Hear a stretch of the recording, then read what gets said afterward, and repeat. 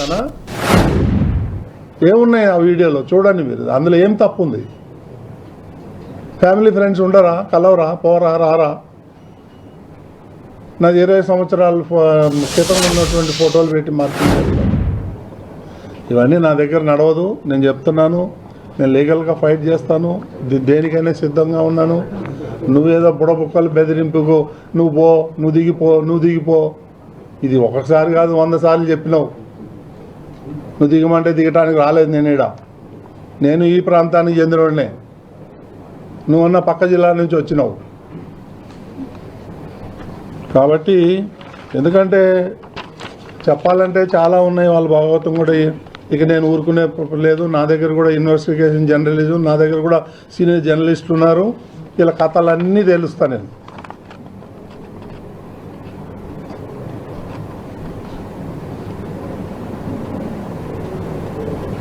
ఇప్పుడు నేను ఈరోజు కొత్తగా కరుణాకర్ రెడ్డి గురించి ఏదో ఆరోపణలు చేసి నువ్వు తిన్నావు, ప్రపంచమంతా తెలుసు నువ్వు దొంగవని. ప్రపంచమంతా జగన్మోహన్ రెడ్డి గజ దొంగని ఈరోజు నేను చెప్పక్కర్లేదు. వేల కోట్ల లక్షల కోట్లు తినేశాడు. ఇవన్నీ డైవర్టెన్స్ పాలిటిక్స్. నా దగ్గరకు వచ్చి నేనేం చేసి నేను చాలా ఆనెస్ట్గా ఉన్నా.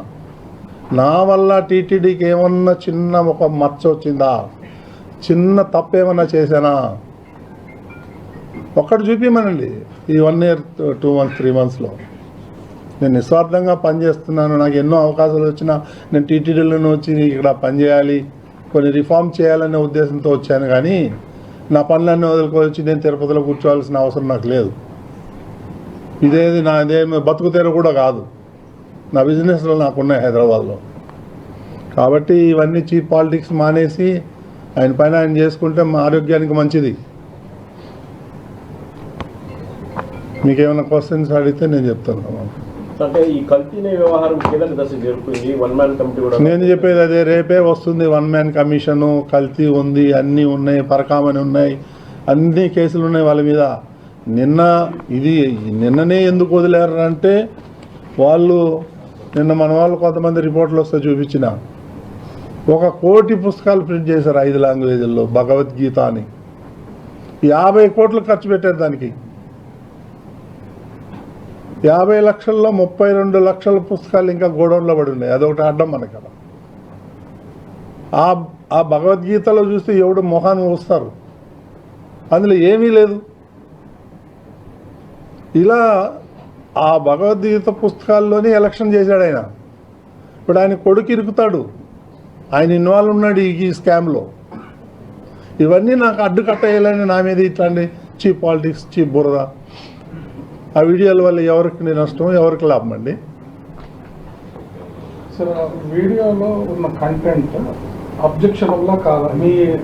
ఏం అబ్జెక్షన్? నేను మిమ్మల్ని అడుగుతాను, చెప్పండి మీరు ఏం అబ్జెక్షన్ ఉంది? వెళ్తాము, మీ ఫ్రెండ్స్ మీ ఇంటికి వస్తాం, పోతాం, వెళ్ళేటప్పుడు హాయ్ బాయ్ చెప్పుకుంటాము. ఏముంది దాంట్లో? 30 ఏళ్ల నుంచి, ఇప్పుడు కాదు 32 ఏళ్ళ నుంచి పరిచయాలు ఉన్నాయి మాకు, ఫ్యామిలీ పరిచయాలు ఉన్నాయి. అదే తప్పు ఉంది అంటున్నా. దాంట్లో వల్గారి ఏముంది? వల్గారిటీ ఏముంది? ఇవన్నీ చేసి బీఆర్ నాయుడుది కాదు, బీఆర్ నాయుడుది నీకు వచ్చేది ఏంది? నీకేం లాభం వస్తుంది? ఇప్పటి నుంచి కాదు కదా, డే 1 నుంచి నువ్వు అదే పాట పాడతావు. ఈ రకంగా వస్తున్నారు. నన్ను టీటీడీలో తప్పు పట్టేదానికి ఒక్క పాయింట్ కూడా లేదు. నాకున్న కోటాలో కూడా 50% కూడా ఇయ్యను. ఎందుకంటే భక్తులు చాలా ఇబ్బంది పడుతున్నారు. ఒక విఐపి వెళ్ళి దర్శనం చేసుకొచ్చే లోపల 30 మంది 40 మంది సామాన్య భక్తులు దర్శనం చేసుకుంటారు అనే ఉద్దేశంతో నేను సాక్రిఫైస్ చేసి, నేను కూడా నా ఫ్రెండ్స్ కానీ రిలేటివ్స్ కానీ వీళ్ళందరికీ కూడా చెడ్డోడిని అయిపోయాను. మీరు కూడా చాలామంది మీరు రిపోర్ట్లు అడిగిన నేను ఇవ్వలేకపోయాను. ఎందుకంటే నాకు ఎప్పుడు కూడా సామాన్య భక్తులే గుర్తు వస్తాడు. నాకు చంద్రబాబు నాయుడు చెప్పి పంపించిందే అది, సామాన్య భక్తుడికి పెద్దపీట వేయండి. నేను ఇక్కడ ప్రతివాడు వచ్చి విఐపి వస్తే పర్వాలేదు, విఐపి పేరు చెప్పుకొని ఎవరో కామన్ పర్సన్స్ అంతా వస్తూ ఉంటే విఐపి అని నాకు నచ్చలేదు. నాకు ఆ పాలసీ. అందుకని నా అంతటికి నేనే నియంత్రించుకున్నాను. ఎవరి గురించో కాదు, నా అంతటికి నేనే. నాకు ఎవరు చెప్పలా. నేను ఇంత నిస్వార్థంగా వచ్చి నేను పని చేసుకుంటా ఉంటే ఇక నాకు రోజు బురద చల్లటం నా మీద. ఈ మధ్య ఏమైనా నువ్వు రోజు టీటీడీ గురించి మాట్లాడుతున్నావు అని అంటే అన్నయ్య మరి ఇక్కడ తిరుపతిలో ఆ డ్రైనేజ్ గురించో ఆ ఎలక్ట్రిక్ గురించో మాట్లాడితేవాడు లోకల్ ఛానల్ కూడా వేయడు. టీటీడీ గురించి బీఆర్ నాయుడు గురించో చంద్రబాబు నాయుడు గురించి మాట్లాడితే హెడ్లైన్లు పెడతారు కాబట్టి అందు గురించి మాట్లాడాల్సి వస్తుందని. ఇంత చీప్పిలో నా జీవితంలో ఎప్పుడు చూడాల. రాజకీయం చేయి, నేను రాజకీయ నాయకుడిని కాదు, నువ్వు రాజకీయం చేయి కానీ నా మీద చేయకు. నా దగ్గర మీడియా ఉంది, నేను తోలు తీస్తా. నిన్నటి నుంచి వీడియో సర్క్యులేట్ అవుతాం సోషల్ మీడియా. మీరు కూడా కంప్లైంట్ ఇచ్చానన్నారు. కంప్లైంట్లు ఇచ్చాను, రిజిస్టర్ అవుతుంది ఒక హాఫ్ అన్ అవర్. ఎక్కడ రిజిస్ట్రేషన్? ఇక్కడే ఇస్తున్నాం, ఇక్కడ ఇస్తున్నాం, మొత్తం స్టేట్ అంతా ఇస్తారు. హైదరాబాద్లో ఇస్తున్నాం. ఎవరైతే విక్టిమ్ ఉన్నారో ఏదో గుట్టుగా వాళ్ళు సంసారం చేసుకునే వాళ్ళు హైదరాబాద్లో కంప్లైంట్ ఇస్తున్నారు. దీని అంత తేలిగ్గా వదిలేదు లేదు. టార్గెట్ చేసి హిందూ సనాతన ధర్మాన్ని కూడా టార్గెట్ హిందూ ఒక డైలాగ్ చెప్పినాడు. నేను ఆయన ఆ పూరం పోకోడు వాడు, నేను నన్ను అడిగితే వాడు పూరం పోకోడు, పని పాట లేకుండా రోజు ప్రెస్ మీట్లు పెడతాడు కాగితం పులిలాగా.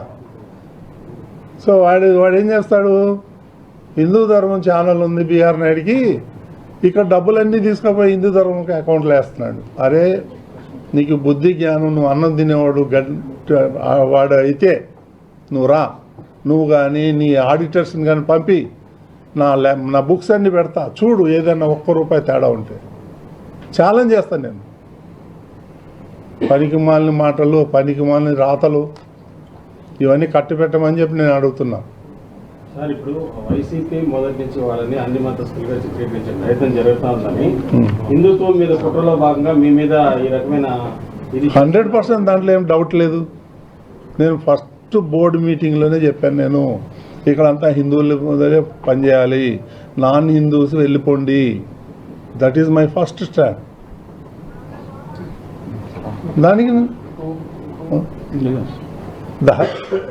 నా మీద దాడి. టీటీడీలో కాన్ఫిడెన్షియల్ ఇన్ఫర్మేషన్ కూడా కొన్ని ఉంటాయి. అక్కడ 2000 మంది దాకా తన మనుషులు ఉన్నారని చెప్పి సార్ 2000 ఉన్నాయి, 20,000 ఉన్నాయండి. I don't mind that. ఆయన చెప్పుకుంటాడు. ఆయన చెప్పేదానికి ఏమన్నా విలువ ఉంటే దాని గురించి మనం మాట్లాడుకోవచ్చు. ఆయన చెప్పేదానికి విలువే లేదు. ఎంప్లాయీస్ మధ్య తెచ్చిపెట్టేది, ఎంప్లాయీస్ మధ్య చిచ్చు పెడతానికి 2,000 మంది ఉండి ఏం చేస్తారండి? If I'm doing something wrong then I have to కదా. మేమేమి తప్పులు చేస్తున్నాం? వాళ్ళు చేసిన తప్పులన్నీ మేము ఎతుకుతున్నాం కాబట్టి వాళ్ళకి బాధగా ఉంది. ఈడెప్పుడు పోతాడా. చాలా రకాలుగా ట్రై చేశాడు నన్ను వచ్చి కలవాలని, నాతో మాట్లాడాలని, ఈ స్కామ్లన్నీ బయటికి తీయొద్దని. నేనేం ఛాన్స్ ఇవ్వాలా, నేను ఇచ్చేటోడిని కాదు, నేను చాలా మొండోడిని.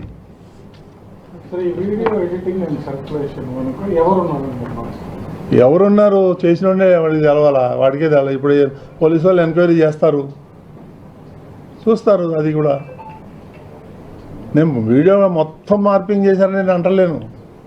1 or 2 ప్లేసెస్లో మార్పింగ్ జరిగింది. ఇది బీఆర్ నాయుడు అంటే అడ్జస్ట్మెంట్ కాదు, బీఆర్ నాయుడు అంటే బ్రాండ్ అయిపోయింది కదా, దాని నుంచి భయం. కాబట్టి ఇవన్నీ మీరంతా కూడా ఆలోచన చేసి మీరు కూడా ఒక 4th పిల్లర్ కదా మనమంతా. దాన్ని బట్టి చూడండి, మీరు గ్లోబల్ ప్రచారం చేసి తిరుమల తిరుపతి దేవస్థానం భ్రష్టు పట్టించాలనే కంకణం కట్టుకున్నారు వాళ్ళు. లేకపోతే ఎప్పుడుదండి అది 20 ఏళ్ల కింద ఫోటోలన్నీ తీసుకొచ్చి ఇప్పుడు ఇవి వాళ్ళు జరిగిపోయినాయి, నిన్న జరిగిపోయినాయి అంటారు చేయటం ఎంతవరకు న్యాయం? There no doubt out. మాకు తెలుసు ఆ ఫ్యామిలీ తెలుసు, తెలియకేం కాదు. ఓకే అండి, థ్యాంక్ యూ వెరీ మచ్.